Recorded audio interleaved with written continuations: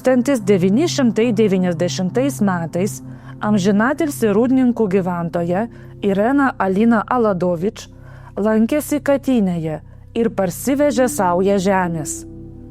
Vėliau kartu su vyru jiedu pastatė Rūdninkų kapinėse ąžuolinį kryžių. Tai buvo vienas pirmųjų žingsnių skleidžiant ilgus metus slėptą tiesą. Tiesa apie 1940 metų pavasarį NKVD įvykdytas Lenkijos karininkų žiaurias žudynės Katynėje, Kalininė, Charkove. Kodėl apie tai kalbame Šalčininkų rajone?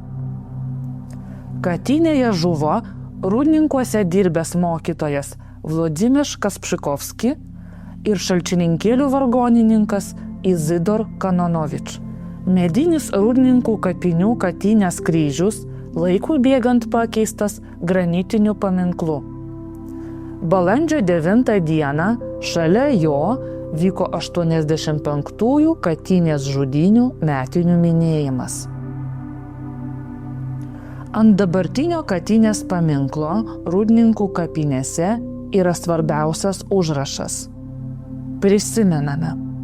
Po minėjimo Rūdninkų kapinėse renginys tęsėsi Eišiškėse. Vietos bažnyčioje kunigas Viktor Bogdzevič aukojo mišias už žuvusius per Katynės žudynes, o taip pat už Smolensko katastrofos aukas. Eišiškių laisvalaikio ir verslo centre renginio dalyviai turėjo progą žiūrėti filmą Katynė – istorija vis dar gyva, kuriame glaustai pristatyti istoriniai procesai lemiantis nusikaltimą. Centre taip pat pristatyta Lenkijos tautos atminties instituto paroda apie Katynės įvykių istoriją. Renginio pabaigoje prie Eišiškių laisvalaikio ir verslo centro pasodintas ąžuoliukas, kuris turi priminti ateities kartoms apie Katynės tragediją ir tiesą.